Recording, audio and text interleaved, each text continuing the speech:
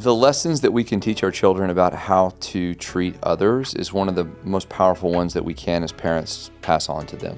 Yeah. And I think that we, again, need to be a little bit more intentional and brave about how we parent our kids and what we teach them. The rates of suicide that coincide with bullying are just getting higher and higher. And so, we just want to bring an awareness to this and talk about the different types of bullying, recognizing it, and what we can do. Your blended family has a 100% chance of success when you do it God's way.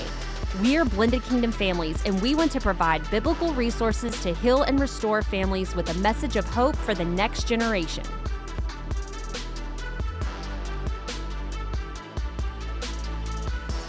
Hey guys, welcome back to the BKF Podcast. We are super pumped you are here with us today as we are going to be diving into a really interesting topic. Yes, we're going to be talking about bullying and social issues. But before we do that, you guys, if you haven't already, click the bell, get notified every time a podcast comes out. We want you to subscribe to this podcast on YouTube and anywhere you listen audibly so that you can be notified every Monday when a new episode drops. Yeah, and if you didn't watch where we talked about technology, really using cell phones and really understanding kind of the importance of a media plan with our kids, as a piggyback on that, we want to go into another issue that we deal with as a family, everybody would deal with as a family, which is it possible that our kids are being bullied at school? Yeah.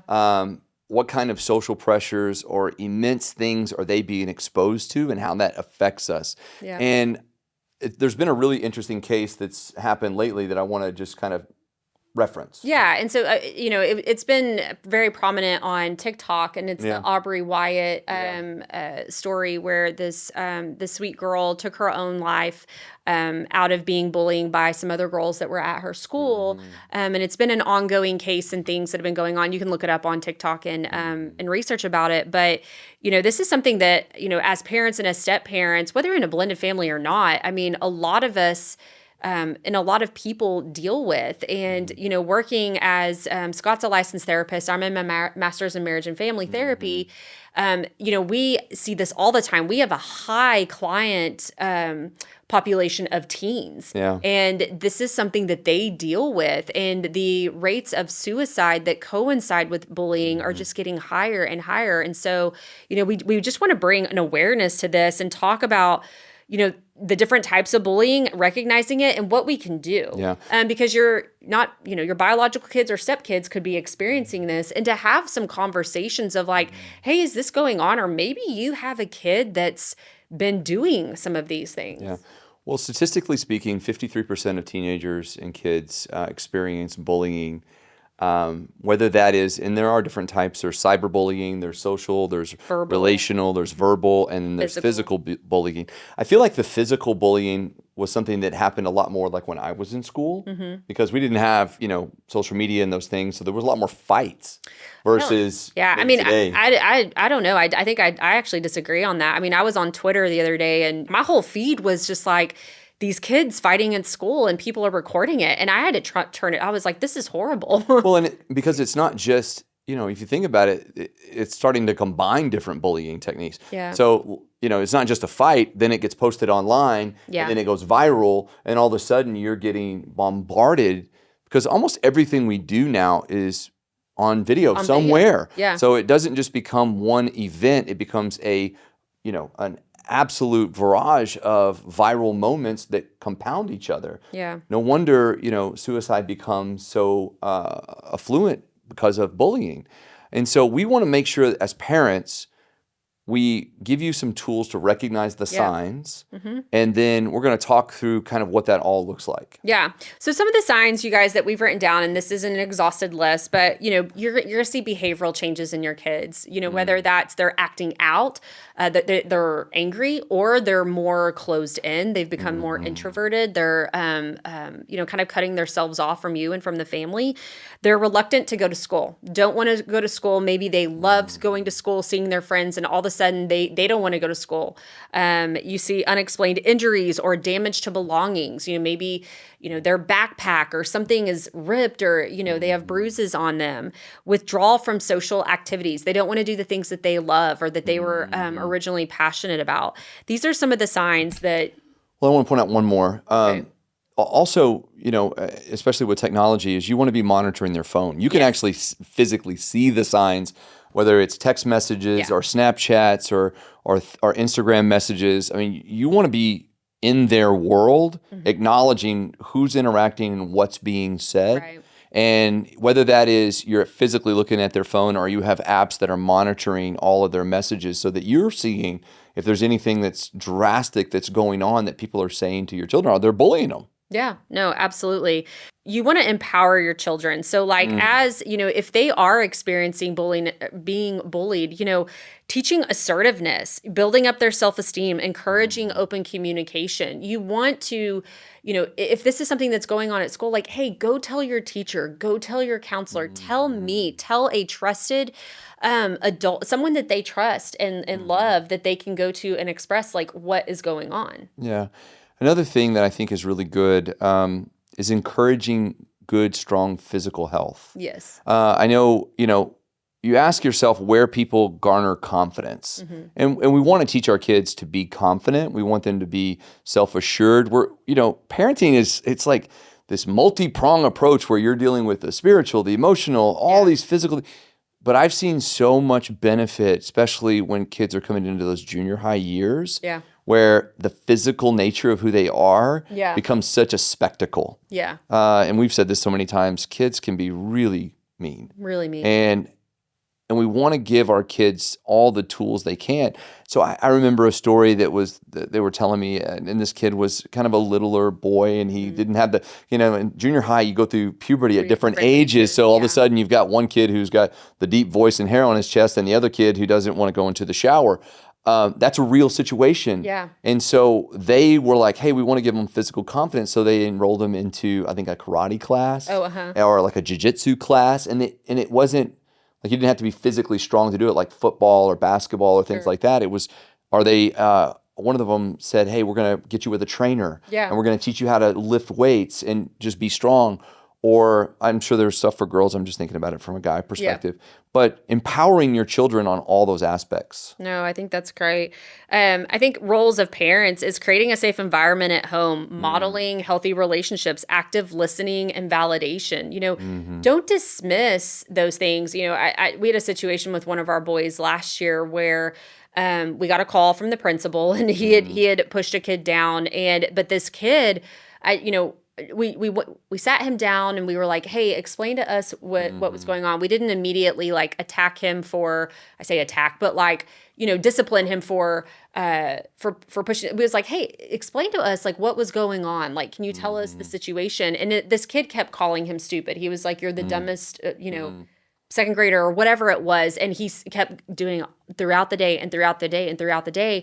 And finally, our kid just had enough of it. And when they were on the playground, he ended up pushing him. And, we talked about hey, you need to tell your teacher. And, he said that he had told the kid to stop. The kid wouldn't, and that it's, we don't want to hurt anybody. We don't want to physically harm anybody. But, teaching them the assertiveness to, one, speak up for themselves, but to go tell a teacher or a trusted individual, so listen and validate their feelings. Hey, I am so sorry that he did that. I'm sure that made you, I can understand why that made you angry and, or that made you sad. And then, modeling healthy relationships, what does that look like in your family? What does that look like with your kid and other children? Yeah.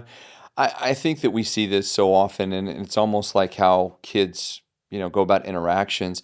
We see this even, we reference our little kids a lot. They're 7, 8, and 10 right now, so they're just learning these social interactions. But even them as brothers, we teach them, hey, how to say kind words to each other, how not to talk to each other, how to react when something bothers you. So how do we deal with conflict? All of these things are tools that are enabling them to understand a social structure of how they're going to function in the world with different people that are coming from different backgrounds. Different personalities. Absolutely. Yeah. Absolutely. And there's cases where you're going to be really involved as a parent. And I love that what you talked about is creating a safe environment. A safe environment may be taking technology away, especially in the evening times, because that's so much time where interaction's occurring. Yeah. So being like, hey, our phones, I know a real popular rule is our phones stay in the kitchen. They don't go in the bedroom. Yeah. So when it's bedtime, we've created a safe place for you that you can go and rest, and nobody can touch you and nobody can say anything to you. Yeah. I think, with teens too, like, when it comes to bullying, you'll see this a lot, or you hear stories of this a lot, especially when there's like, if you're at a birthday party and all the kids are together and they're on a group chat, or if there's a slumber party. We had a rule that whenever our son would have, friends spend the night or whatever, that all the phones had to go up in the kitchen or wherever it was. And we would tell the parents, like, hey, after 8:00, if you need to get a hold of your kids, like, just text us. Because phones going into bedrooms with other kids can lead to a lot of things. And you don't know what other kids are exposed to and could be exposing to your children, and what abuse, so to speak, could be going on in that. So, making sure that you're just being cognizant of that, I would say. Group chats are just no good. No. I'm telling you. No. Like that is like Well, and I think mob mentality. Our next point we had was working with schools, understanding school policies, collaborating with teachers and administrators, advocating for anti-bullying programs. We had an issue with our oldest whenever he was in, I want to say it was like the 8th grade, I want to say. And there was a group chat going, and these kids were just being really, really mean to him. There was a situation that happened. And I remember I went to the principal and I said, hey, there were over like 200 text messages that showed up, notifications. And I went through and read it. And I told the principal, I was like, hey, this is what's going on. It was happening during the school hours.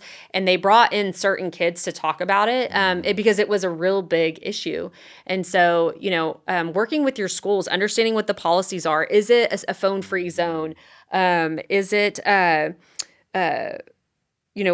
what are the anti-school bullying, programs, or if there are any? Well, I think that, the school systems are going to do everything they can. And I think if you bring it to their attention, they will really try to help you. I think they do want to help you. Some of them are very understaffed and under-resourced, so it makes it very difficult to do. But I think working within those bounds can be very healthy. I think that the other side of it is just, understanding that, you need to teach your kids what bullying is. And you mentioned that situation in 8th grade, and I just kind of had this original thought. I was like, why would we give so much power to a child that has no real understanding of what they're doing? I know we want to look at our kids like in 7th and 8th grade and go, well, they're responsible, but are they really? I mean, are they responsible enough that you would give them the keys to your car? Yeah. We're giving these children so much power and authority, but without any real ability for them to self-govern themselves. So teaching your children, sitting down with your children, because as bad as it would feel to have one of our kids to be bullied, would be the other side of them bullying somebody else. Yep. I will tell you, my tolerance level is much, much smaller for our kids doing something bad to somebody else. And I'm very quick to come down very hard. Yeah. But I want to teach my kids, what does bullying look like? What is the result of bullying? What is what is the flip side of that, right? So if we're teaching them what bullying is, how can we teach them to be, to foster empathy and be inclusive for those who are being bullied, encourage diverse friendships. I think that's one of the great things about, especially if you live in a very, metropolitan area, it's a melting pot of people, of cultures, of just people just versed in different things. And that is so beautiful. So encouraging diverse friendships, teaching perspective taking, promoting kindness and and respect, teaching your kids how to have a bigger perspective than what's just right there in front of them. Promoting kindness and respect. We all want to be treated fairly. And as scripture reminds us, treat your neighbor as you would want to be treated yourself. And so how do we want to be remembered as, when we're interacting with people? Do we want to be remembered as the kind and loving person that exuded, Christ-like love and behavior? Or do we want to be remembered as a person that, is speaking negative things over somebody, or is being a bully, or is not being kind to a friend. Yeah. The lessons that we can teach our children about how to treat others is one of the most powerful ones that we can as parents pass on to them. Yeah. And I think that we, again, need to be a little bit more intentional and brave about how we parent our kids and what we teach them. Because when they get out into the world, or when they, face different social issues, they're going to respond in a certain way. Mm-hmm. We want to help them understand how to respond with love and kindness versus overexertion of authority or bullying or dismissing people just to make yourself feel better. Yeah.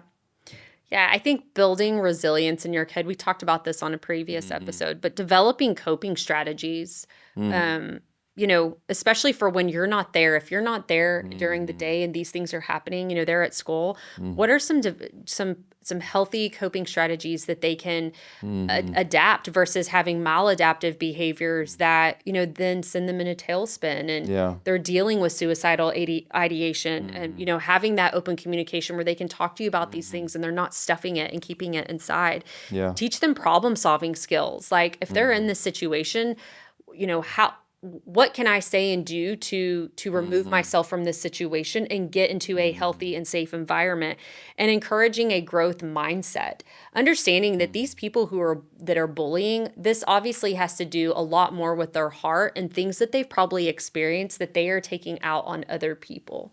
So from a spiritual perspective, how can we look at them through the lens of Christ and maybe look like even deeper of like, where is this coming from? And God, is there anything that you want me to say or do in this moment that can shift the atmosphere of what is happening? Yeah. 53%. I'm going to go back to that stat. That's a scary stat for me because it's more than half. And as I look at kids and I look at maybe the way things are moving, I see that stat getting higher. And so I want to be always on the side of teaching proactiveness, teaching ways that we can move forward with an active hand to say, how can we either identify it and look at some ways that we can help these kids. Yeah. And we look at, Christian counseling or counseling.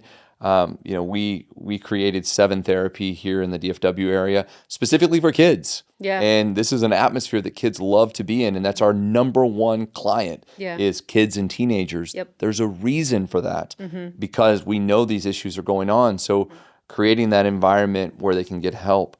And on the other side, being proactive about teaching our little kids or our teenagers about, hey, what is your social interaction? And are you leading in a way that are you, whether purposely or unpurposely, bullying somebody? And what does that look like? What does that feel like? And what is the result of that? And what do you want the character of your heart to be? Yeah. So parents, stay involved, stay informed. Small actions can make a big difference. So, we just encourage trying to stay on top of it, stay involved with your kids and all the different forms of communication. That they, their phones, their devices, things like that. And so we hope that this has encouraged you today, guys, or, given you, maybe sparked some ideas for some conversations that needed to be had, or I've given you a little bit more insight on, some of the signs of bullying and the things that we can do. And so, we hope that it has encouraged you, and we look forward to seeing you again next week. You guys take care and have a wonderful day. Be blessed in all that you do. Hey friends, so glad you were here with us today, and I hope you enjoyed today's episode. You can find more resources from Blended Kingdom Families at blendedkingdomfamilies.com. Join us again next time as we talk about more blended family topics. Be blessed in all that you do, and remember, nothing will be impossible with God.